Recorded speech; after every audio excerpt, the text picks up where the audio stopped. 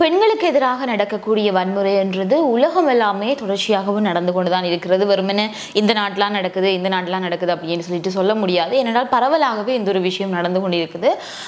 இந்த ஒரு விடயங்கள் எல்லாத்தையுமே கேள்விப்படுகின்ற பொழுது நிச்சயமாக கோபம் கலந்த ஒரு கவலை அப்படியான ஒரு மனநிலை தான் தோணும். இப்போ நான் சொல்ல போகின்ற இந்த ஒரு விஷயத்தை நீங்கள் கேட்கின்ற பொழுது அட பெண்ணாக பிறந்ததெல்லாமா ஒரு சாபம் என்கின்ற மாதிரியாகத்தான் எல்லாருக்குமே தோணும்.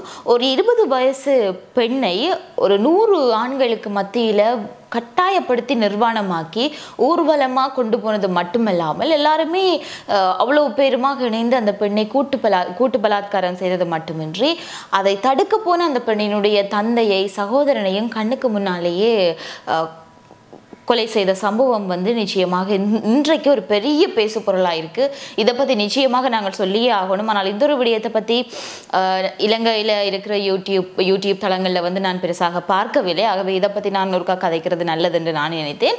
ஸோ என்ன விடயம் என்றதை பார்க்குறதுக்கு முன்னாடி என்னோட சேனலுக்கு யாராச்சும் புதுசாக வந்திருக்கிறீங்களா சப்ஸ்கிரைப் பண்ணுங்கள். வணக்கம், நான் உங்கள் சங்கவி.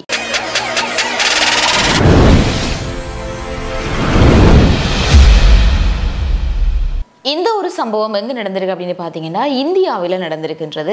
இந்தியாவில் தானே ஏதோ இங்கேயாக்கும்னு சொல்லி போட்டு நாங்களும் பார்த்தோம் அப்படின்னு சொல்லி போட்டு இப்போ உடனே நிறைய பேர் ஸ்கிப் பண்ணிட்டு போவீங்க. அப்படி போகிறவங்க எனக்கு பிரச்சனை கிடையாது, போயிருங்க. ஆனாலுமே இந்த ஒரு விஷயத்தை பற்றி பார்க்குறவங்க தயவு செய்து ஃபுல்லாக பாருங்கள். இந்தியாவினுடைய மணிப்பூர் பிரதேசத்தில் தான் இந்த ஒரு சம்பவம் நடந்திருக்கின்றது. அங்கே பார்த்தீங்கன்னா இந்த சம்பவம் சரி இன்றைக்கு நடந்ததா நேற்று நடந்ததா அப்படின்னு பார்த்தீங்கன்னா இன்றைக்கு நேற்று நடந்தது கிடையாது. மே மாதம் 4ஆம் தேதி அளவில் தான் இந்த ஒரு சம்பவம் நடந்திருக்கு. அப்போ இன்றைக்கு அதை சொல்லுறீங்க அப்படின்னு கேட்டீங்கன்னா அந்த ஒரு காணொளி நேற்றைக்கு முந்தைய தினம் புதன்கிழமை தான் வெளியாகி பெரிய ஒரு பரபரப்பை ஏற்படுத்தி இருந்தது. தற்பொழுது அது தொடர்பாக 4 பேரை கைதும் செய்திருக்கின்றார்கள். என்ன நடந்தது என்றதை முதல்ல பார்த்துடலாம். இந்த மணிப்பூர் பிரதேசத்தை பொறுத்த வரைக்கும் 2 இன மக்கள் வாழ்ந்து கொண்டு வருகின்றார்கள். ஒன்று மெய்தே எனப்படுகின்ற ஒரு சமூகம், இன்னொரு சமூகம் குக்கி எனப்படுகின்ற ஒரு சமூகம். இப்படி இருக்கின்ற பொழுது அந்த கூடுதலாக ஆரம்ப காலகட்டங்களில் பார்த்தீங்கன்னா ஒரு குறிப்பிட்ட பிரதேசத்தில் இந்த சமூகம் மட்டும்தான் வாழுவார்கள் அப்படின்னு சொல்லிட்டு பிரித்து வச்சிருப்பினோம் இல்லையா. அந்த மாதிரி இந்த மணிப்பூர்ன்றதை பொறுத்த வரைக்கும் 2 பகுதியாக இருக்கு. ஒன்று மலைப்பகுதிகள், மற்றது சமவெளி பகுதிகள் மாதிரியாக இருக்கின்றது. இப்படி இருக்கின்ற பொழுது அந்த மலைப்பகுதிகளில் வாழக்கூடிய மக்கள் தான் இந்த குக்கி இன மக்கள் எனப்படுபவர்கள். இந்த சமவெளியில் வாழக்கூடியவர்கள் மெய்தே இன மக்கள். இப்படி இருக்கின்ற பொழுது இந்த 2 மக்கள்லையும் இந்த குக்கி இன மக்கள் அந்த மலையையே சொந்தமாக கொண்டவர்கள் என்கின்ற பொழுது அவர்கள் அதாவது பழங்குடியினர் அப்படின்னு சொல்லக்கூடிய மக்கள். இந்த மெய்தே இன மக்கள் என்றது அந்த மணிப்பூரை ஆட்சி செய்து கொண்டு வந்த மக்கள், ஒரு ராஜ குலத்து மக்கள் என்ற மாதிரி சொல்லலாம்.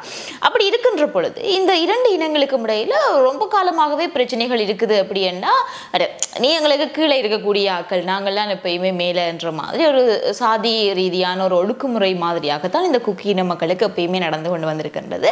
அதாவது அரசாங்கத்தால் அவர்களுக்கான எல்லா உரிமைகளையும் கொடுத்த போதும், அவர்களுக்கான கல்வியோ சரி, அவர்களுக்கு அரசுக்குள்ள வாரத்துக்கு ஒரு பெரிய ஒரு பதவியில் இருக்கிறதுக்கான உரிமைகளோ சரி, வேறு உரிமைகளோ சரி எல்லாமே அரசாங்கத்தால் வழங்கப்பட்ட போதும் அது அவர்களிடம் சென்றடைகின்றதா என்றால் நிச்சயமாக இல்லை. ஏனென்றால் இந்த மெய்தே இன மக்கள் அதனை எல்லாத்தையுமே, ஏனென்றால் இவர்கள் 60%, அவர்கள் 40%. அப்போ பெரும்பான்மை சிறுபான்மை என்று எப்படி இலங்கையில் ஒரு பிரிவினை இருக்கின்றதோ அந்த மாதிரியான ஒரு விஷயம் தான் அங்கேயுமே நடந்து கொண்டிருந்திருக்கின்றது.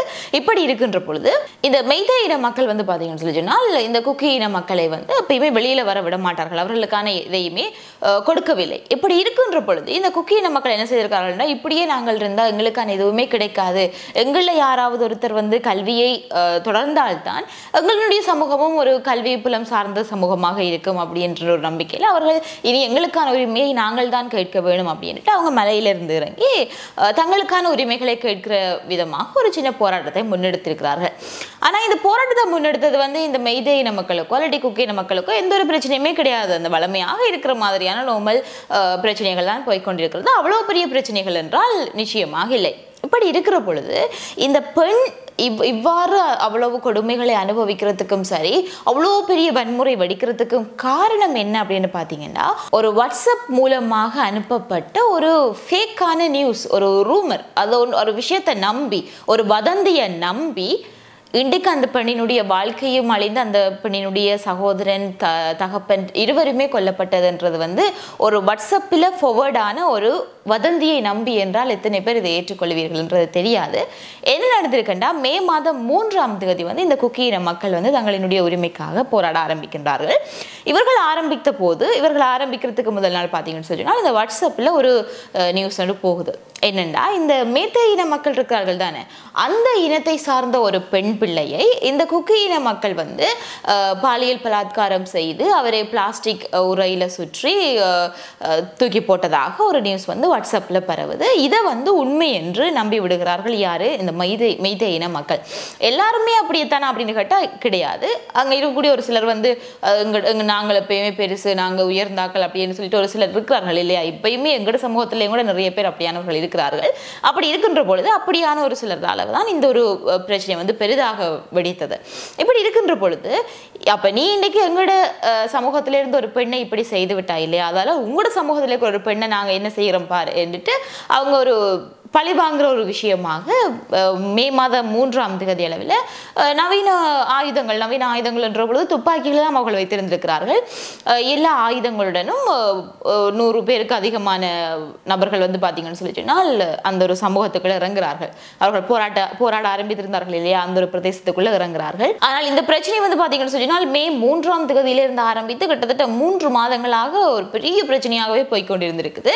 இப்படி இருக்கிற பொழுதுதான் இந்த அவர்கள் போராடி கொண்டிருந்த இந்த பிரதேசத்துக்குள்ள நுழைந்தவர்கள் வந்து அவர்களை தாக்கியது மட்டுமல்லாமல் அவர்களினுடைய குடியிருப்புகள் எல்லாம் எரித்து கிட்டத்தட்ட 160 பேர் அந்த போராட்டத்தில் இறந்திருக்கிறார்கள். அது மட்டுமின்றி 1000க்கும் மேற்பட்ட நபர்களுக்கு வந்து அவர்களுடைய உடைமைகளை இழந்திருக்கிறார்கள். இப்படி இருக்கின்ற பொழுது இவ்வளவு பெருசாக இருந்த ஒரு பிரச்சனையில எல்லாருமே தெரிஞ்சு ஓடிட்டாங்க. எல்லாருமே பயத்தில் ஆளையால திக்கா போனப்போ ஒரு 3 பேர் வந்து பார்த்தீங்கன்னு சொன்னால் காட்டு பகுதியாக ஓடுறாங்க. ஒரு 3 பேர்ன்றதை விட கொஞ்சம் ஒரு 5 பேர் வந்து அந்த காட்டு பகுதியாக ஓடுறாங்க. அந்த ஓடினாக்களுக்குள்ள ஒரு 21 வயசு பெண், 20 தொடக்கம் 21 வயசு ஒரு பெண் பிள்ளை, 40 வயசு மதிக்கத்தக்க ஒரு பெண்மணி, மற்றது 51 வயது மதிக்கத்தக்க ஒரு பெண்.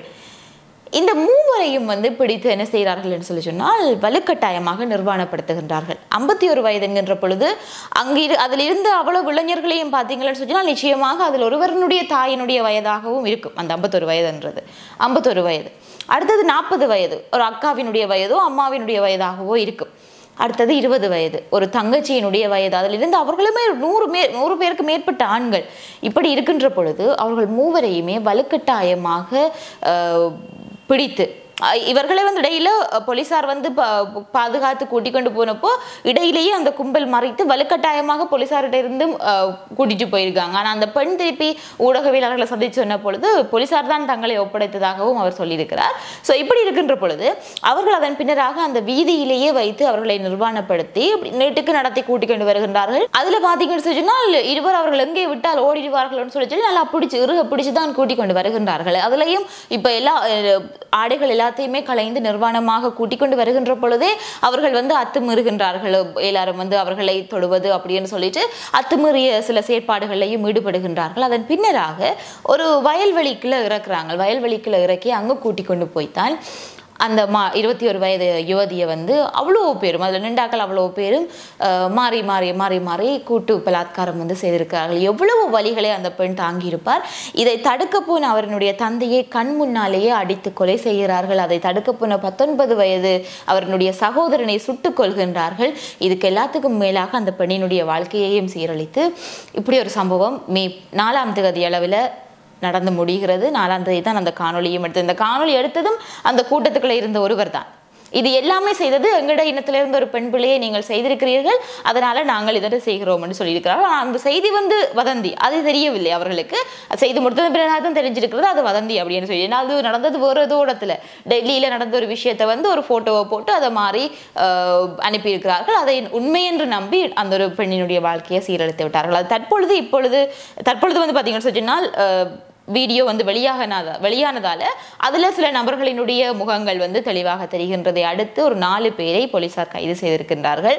அதையும் தாண்டி அந்த பெண்ணினிடம் கேட்ட பொழுது என்னை ஒரு சிலரைத்தான் என்னால் அடையாளம் காட்ட முடியும், அவ்வளவு பேரையும் என்னால் அடையாளம் காட்ட முடியாது என்ற மாதிரியும் அவர் சொல்லியிருக்கிறார்.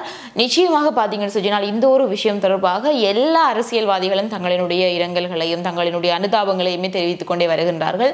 ஆனால் இதற்கான நீதியோ சரி, இந்த பெண்ணுக்கான நீதியோ சரி எப்ப கிடைக்கும் என்றால் நிச்சயமாக நீண்ட காலத்துக்கு பிறகுதான் அதுக்கான வழி பிறக்கக்கூடும். ஏனென்றால் இப்படியான எத்தனையோ பிரச்சனைகள் நடந்தேறி இருக்கின்றது. இன்றைக்கு பேசுவோம், நாளைக்கு பேசுவோம், நாளடிக்கு பேசுவோம், அவ்வளவுதான். அதுக்கு பிறகு அது அப்படியே நீதி கிடைக்குதோ நீதி கிடைக்கவில்லையோ அது அப்படியே போய்விடும். ஆனால் இதுல இருந்து நாங்கள் எடுத்துக்கொள்ள வேண்டிய ஒரு விஷயம், இப்ப எல்லாருமே என்ன யோசிப்பீங்க, இந்தியாவில் நடந்ததை நாங்கள் கேட்டு என்ன செய்யறது அப்படின்னு சொல்லிட்டு. இந்தியாவில் இப்படி ஒரு விஷயம் நடக்குதுன்னா எங்களோட நாட்டிலையும் கூட எங்களுடைய சமூகத்துக்குள்ளேயும் கூட பெண்களுக்கு எதிரான நிறைய வன்முறைகள் இருக்குது.